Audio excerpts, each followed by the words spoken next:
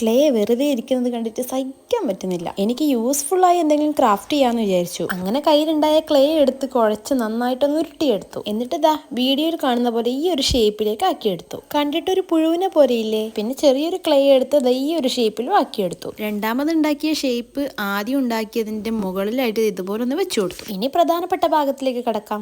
Colouring. ഒരു of white കളറാണ് കേട്ടോ ഞാൻ ഈ തലഭാഗത്ത് അടിച്ചു കൊടുക്കുന്നത്. അതിനു മുമ്പായിട്ട് ബേസ് ആയിട്ട് ഞാൻ വൈറ്റ് കളർ കൊടുത്തിട്ടുണ്ട്. ആ പുഴു പോലെ ഇരിക്കുന്ന ഭാഗത്ത് ഞാൻ റെയിൻബോ കളർ തീമാണ് കേട്ടോ യൂസ് ചെയ്യുന്നത്. ഇനി ആ തലഭാഗത്ത് നടുവിലായിട്ട് ഞാൻ പിങ്ക് കളർ പെയിന്റ് കൊടുക്കുന്നുണ്ട്. പിന്നെ ആ കളറിങ് ചെയ്ത ഭാഗത്ത് ചെറുതായിട്ട് വൈറ്റ് കൊണ്ടും പെയിന്റ് ചെയ്യുന്നുണ്ട്. എന്നിട്ടൊരു കണ്ണും വായും മാത്രം വരച്ചു കൊടുക്കുന്നുണ്ട്. ഇനി ആ വൈറ്റ് പോർഷനിൽ ചെറുതായിട്ട് ഒരു കുഞ്ഞു ഡോട്ട് ഇട്ട് കൊടുക്കും. ഇനി ഇതെല്ലാം കൂടി ഉണക്കിയെടുത്ത ആ സംഭവം കഴിഞ്ഞു കേട്ടോ. ഈ പെയിന്റ് ചെയ്യുന്ന സമയത്ത് ഞാൻ അനുഭവിക്കുന്ന ഏറ്റവും വലിയ പ്രശ്നമാണ് പെയിന്റിന്റെ ബ്രഷ് എവിടെ വെക്കുന്നുള്ളത്.